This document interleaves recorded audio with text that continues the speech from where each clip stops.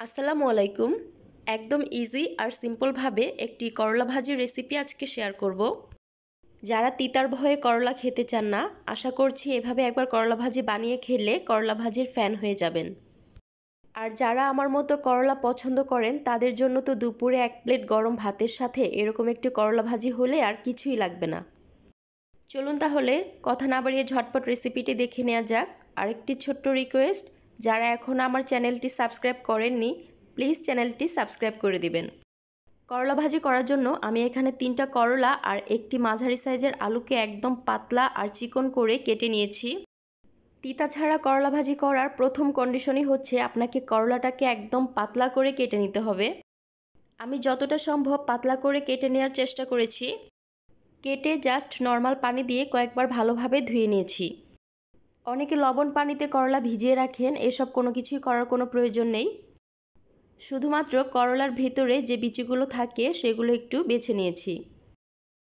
এবার চুলায় একটি প্যান বসিয়ে পরিমাণ মতো তেল দিয়ে বেশি করে পেঁয়াজ আর রসুন দিয়ে দিয়েছি। করলা ভাজিতে কিন্তু তেলের পরিমাণ কম হলে ভাজিটা সুন্দর হবে না, তাই পরিমাণ মতো তেলই আপনাকে এখানে দিতে হবে। এবার পেঁয়াজ আর রসুনটাকে আমি একটু তেলের মধ্যে 2 মিনিটের মতো একটু নেড়ে চেড়ে নেব। খুব বেশি লাল করব না, জাস্ট পেঁয়াজটা একটু নরম হয়ে এলেই আমি এখানে দিয়ে দিব পরিমাণ মতো লবণ আর দিয়েছি সামান্য একটু হলুদের গুঁড়া। আমি এখানে হাফ চামচেরও কম পরিমাণে হলুদের গুঁড়া দিয়েছি, শুধুমাত্র কালারটা যাতে একটু দেখতে সুন্দর লাগে তার জন্য।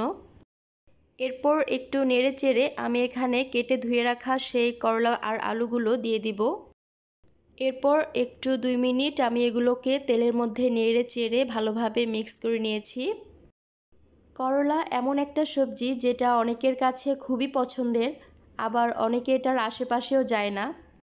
কিন্তু করলা কিন্তু আমাদের শরীরের জন্য অনেক উপকারী একটি সবজি, তাই আমাদের উচিত এই সবজিটা খাওয়ার অভ্যাস করা। মিক্স করা হয়ে গেলে আমি এর উপরে আরও কিছু কুচনো পেঁয়াজ দিয়ে জাস্ট 2 মিনিটের জন্য ঢাকনা দিয়ে ঢেকে দিয়েছি। এতে করে সবজিটা একটু সফট হবে। 2 মিনিট পর ঢাকনা তুলে আমি ভাজিটাকে একটু নেড়ে চেড়ে দিয়েছি।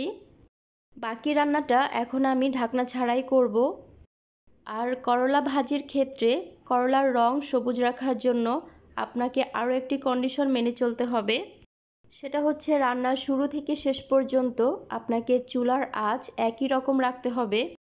অর্থাৎ আপনি যদি ভাজিটা মিডিয়াম আঁচে রান্না শুরু করেন তাহলে শেষ পর্যন্ত আপনাকে চুলার আঁচ মিডিয়ামেই রাখতে হবে। তো এ পর্যায়ে আমি কয়েকটা আস্ত কাঁচামরিচ দিয়ে দিয়েছি। আপনারা যে যেরকম ঝাল খান সেরকমভাবে মরিচটা এখানে ইউজ করবেন। আমার যেহেতু ছোট বাচ্চা আছে আর সেও আমাদের সাথে এই ভাজিটা খাবে, তাই আমি এখানে মরিচগুলোকে আস্তই দিয়েছি। এভাবে 2 মিনিট পর পর ভাজিটাকে একটু নেড়েচেড়ে দিতে হবে, খেয়াল রাখতে হবে যাতে নিচে লেগে না যায়। আর চেষ্টা করবেন ভাজিটাকে নেড়েচেড়ে দেওয়ার পর প্যানের মধ্যে এরকমভাবে একটু ছড়িয়ে রাখার জন্য। এক জায়গায় ভাজিটাকে স্তূপ করে রাখলে তখন কিন্তু এই করলাটা খেতে তিতা লাগে। আর যেহেতু আমি আলু আর করলাটাকে একদম পাতলা করে কেটে নিয়েছি, তাই এই ভাজিটা হতেও খুব বেশি সময় লাগবে না। আমি একটু চেক করে দেখে নিচ্ছিলাম আমার আলু আর করলাটা খুব সুন্দরভাবে সিদ্ধ হয়ে গেছে।